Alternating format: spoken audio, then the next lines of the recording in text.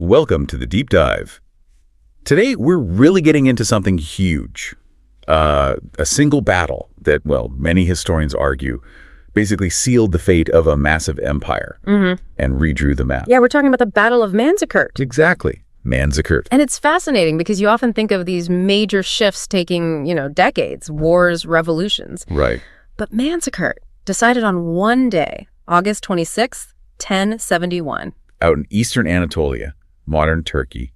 And this was the clash, wasn't it? The mighty Byzantine Empire, maybe a bit creaky by then. Increasingly brittle, yeah. Yep. Against the rising power, the Seljuk Turks. Dynamic force. So our mission today, for you listening, is to get past just who won or lost on the field. We want to understand why this one fight, Romanos IV versus Alp Arslan, why it was so pivotal. How it didn't just, end the battle, but completely shifted the power balance. For centuries. It really set things in motion, huge historical trends. It feels less like just a defeat and more like a systemic collapse waiting to happen. That's a good way to put it. Okay, let's set that stage then. Look at Romanos V's army. On paper, this thing looks formidable. Massive, even. It was huge. A real mix, right? Professional soldiers from all over the empire, east and west. The themes, they call them.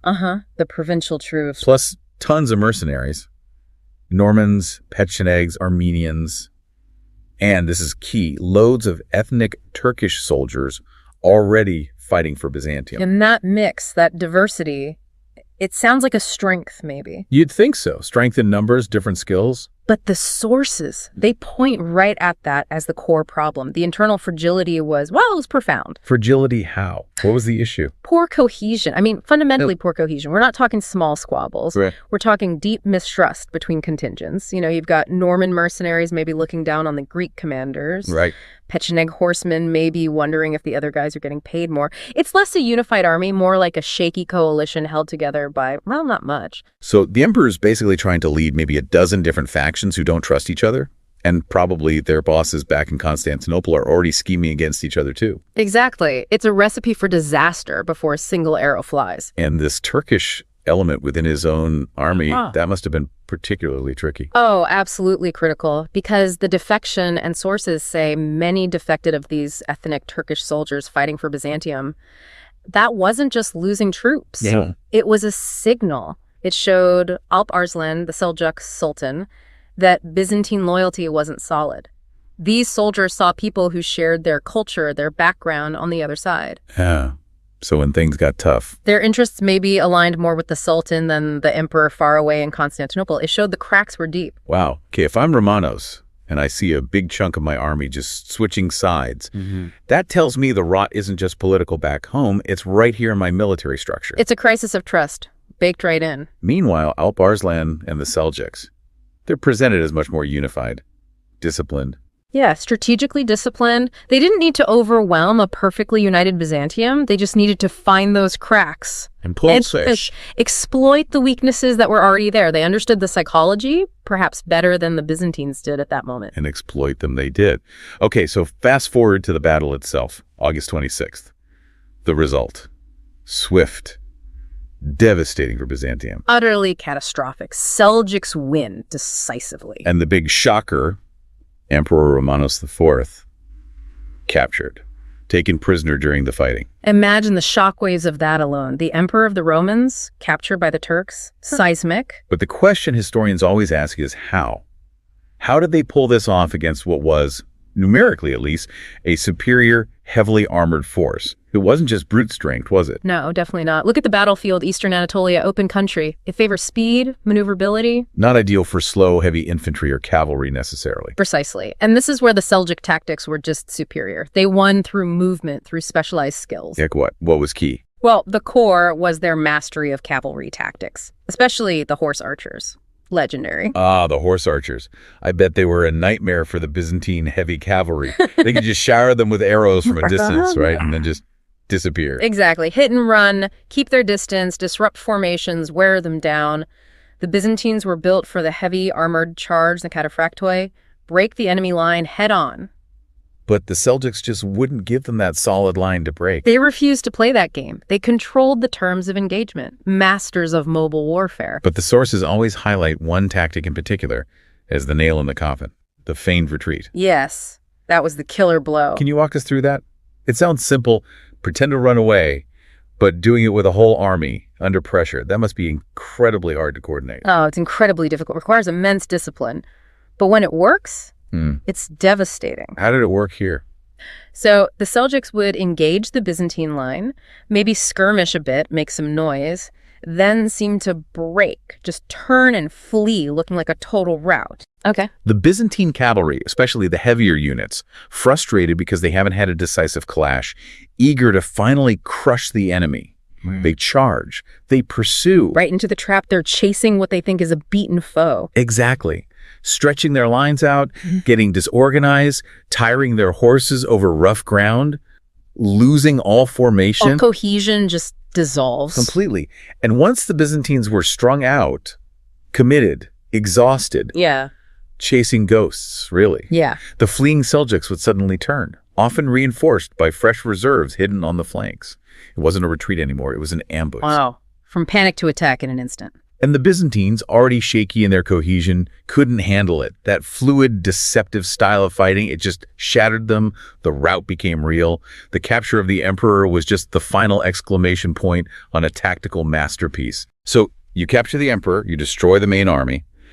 But as we shift to the aftermath, the real lasting damage becomes clear. Okay, let's unpack this.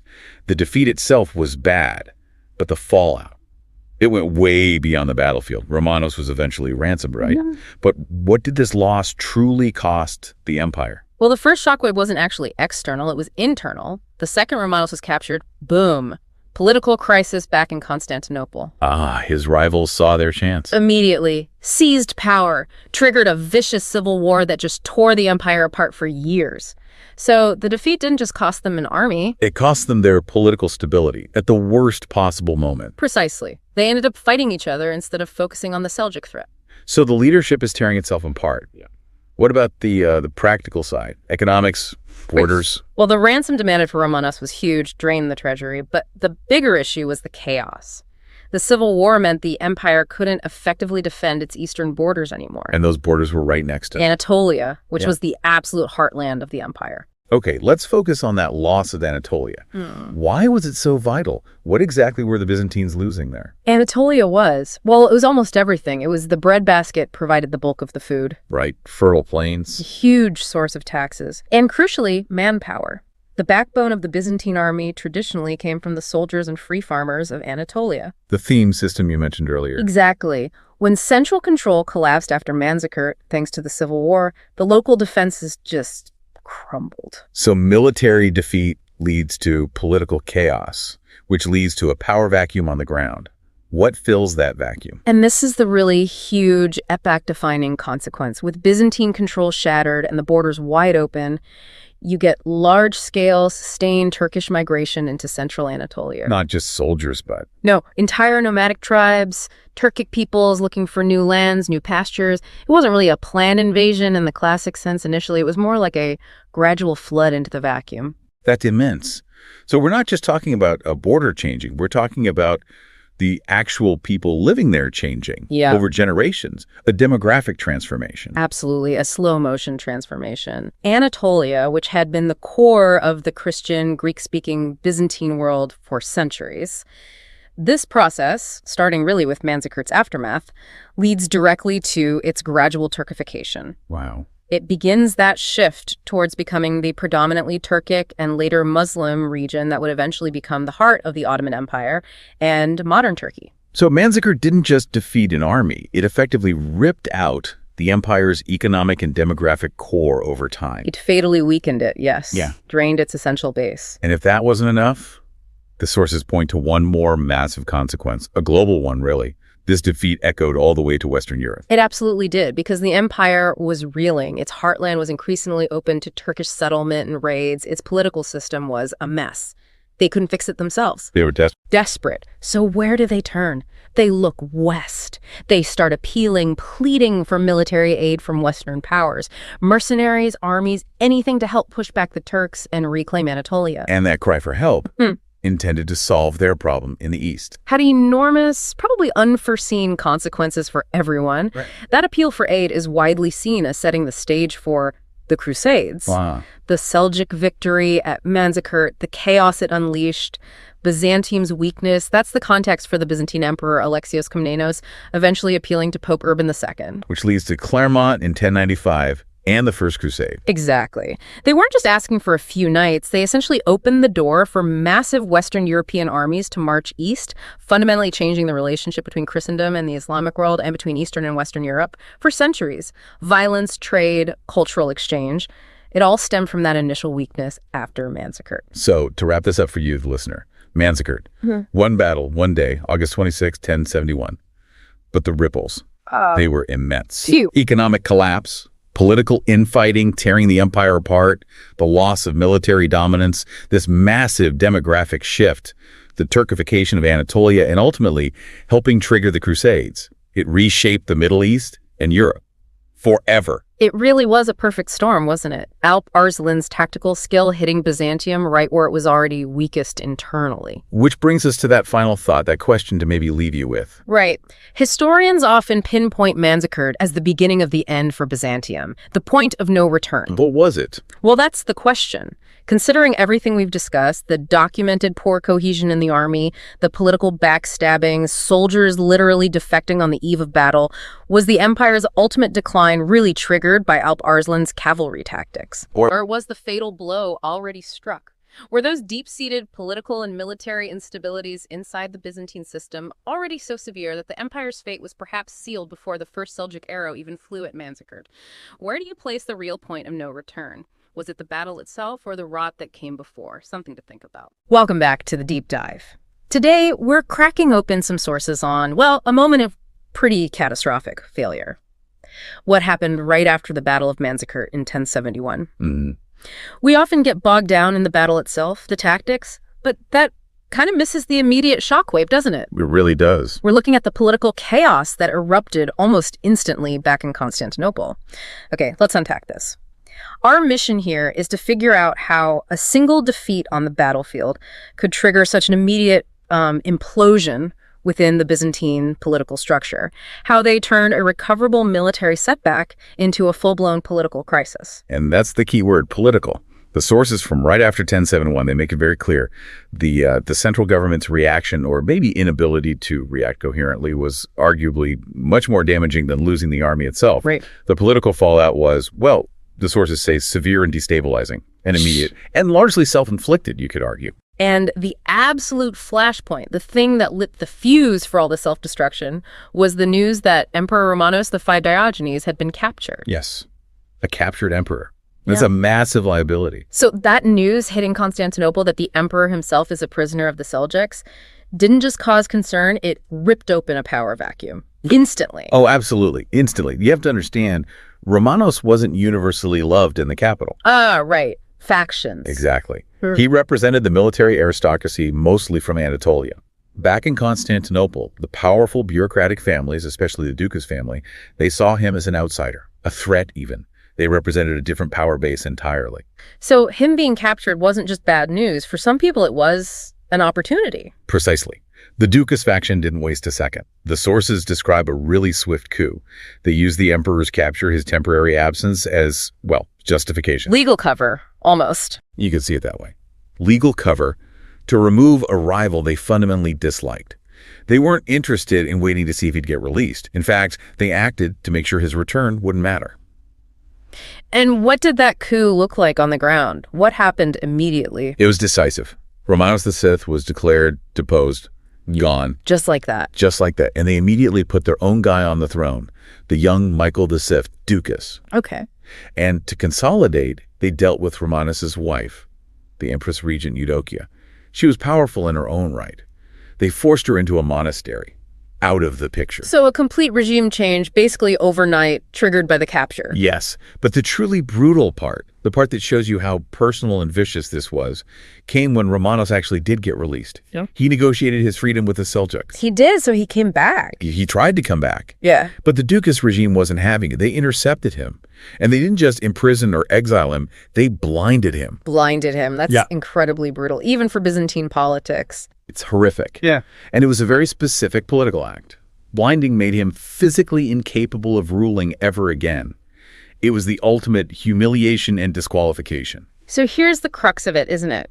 While the external threat, the Seljuks, are still out there, the Byzantines are literally tearing themselves apart. They took out their own experienced military leader. Exactly. They neutralized the one person who probably best understood the military situation on the Eastern Front and had the authority, potentially, to rally a response.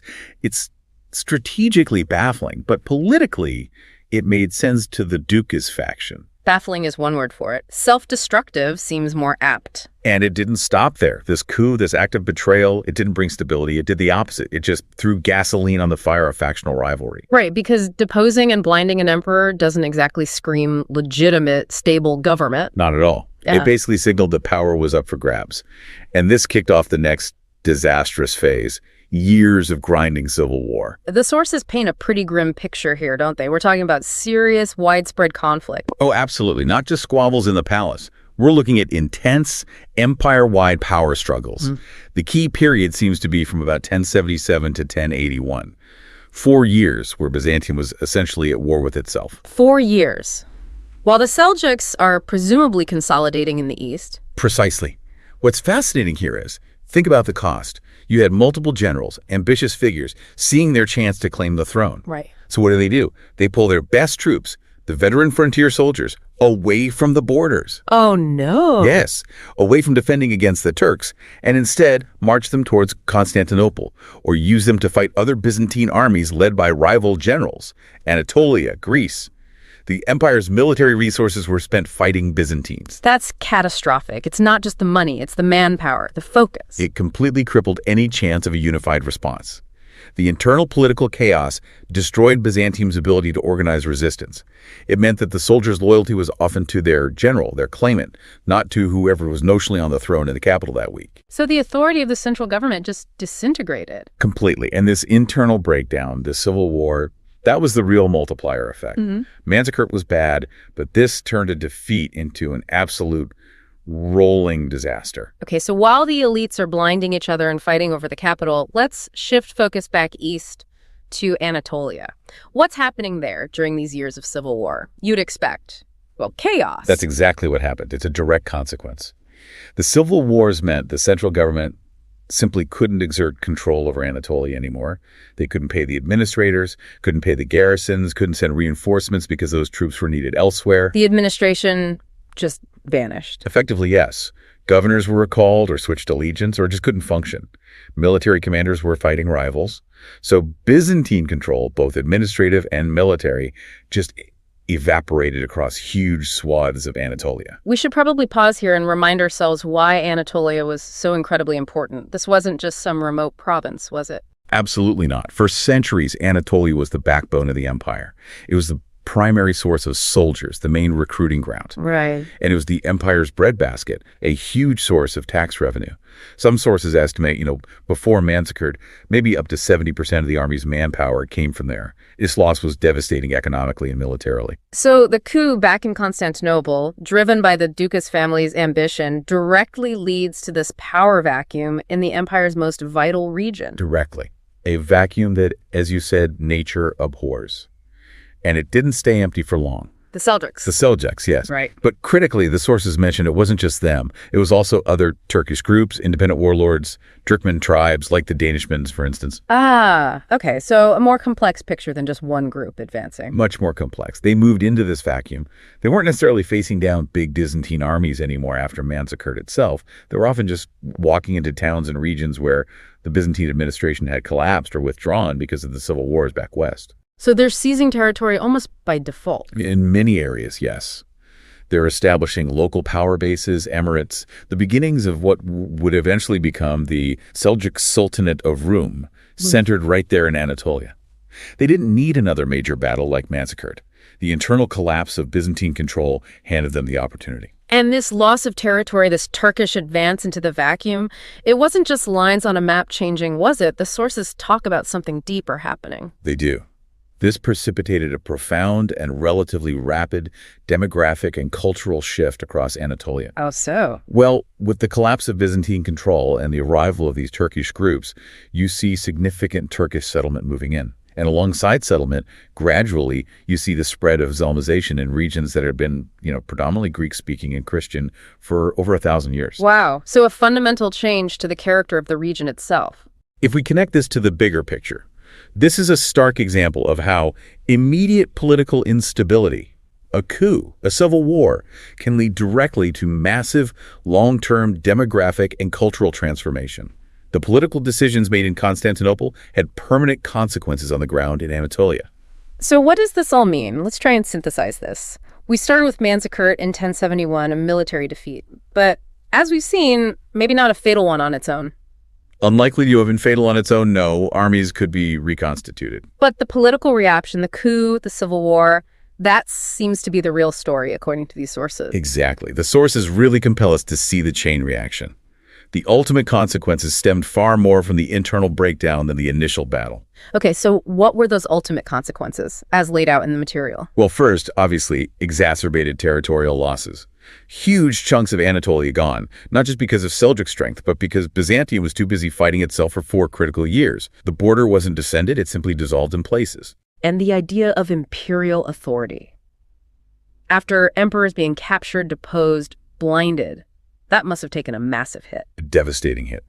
You see a long-term decline in the idea of central imperial authority. Soldiers, local communities, administrators, they started looking towards powerful local figures, successful generals, men like Alexios Komnenos, who eventually claws his way to the top out of this mess rather than the chaotic, illegitimate regimes in the capital. The trust was broken. Irrevocably broken between the center and the provinces. And finally, the economy. Losing Anatolia wasn't just losing land. It was losing the core of the empire's wealth and manpower. Combine that with the sheer cost and destruction of years of civil war. It led to a significant long-term decline in Byzantine economic power. So the political instability, the coup, and the civil war acted as the catalyst, the multiplier, turning a bad situation into an empire-altering catastrophe. That's what the sources strongly suggest. Manzikert pulled the trigger, perhaps. But the internal political meltdown is what made the wound potentially fatal to the empire as it had existed. That really has been an eye-opening deep dive. We've traced this incredibly destructive chain. The emperor's capture, triggering an immediate coup, which then ignited years of brutal civil war between 1077 and 1081, which in turn led to the almost complete collapse of Byzantine control in Anatolia, paving the way for that profound cultural transformation of the region. It's quite a sequence. It is. And maybe for you, the listener, here's something really interesting to think about, stemming directly from that cultural transformation we mentioned. Go on. Think about the scale of it. Yeah. A political decision made by a handful of people in a palace in Constantinople, driven by ambition and factional rivalry. The Ducas family and their allies. Yes. Their actions, their coup, ultimately didn't just change who wore the crown for a while. It fundamentally reshaped the demographics, the language, the religion, the entire cultural landscape of a vast and ancient territory, Anatolia. That's a huge impact from internal politics. Staggering, isn't it? How often does a political spat in the capital lead to? What, to the eventual emergence of modern Turkey, speaking Turkish, in a land that was once the Greek-speaking heart of Byzantium. That shift has its roots right here, in the political self-destruction that followed Manzikert. That's the power, the truly long-term consequence of that political failure in 1071 and the years immediately after. Something to mull over. A profound thought indeed. That connection between palace intrigue and centuries of cultural change. We'll leave you with that. Catch you next time for the next deep dive.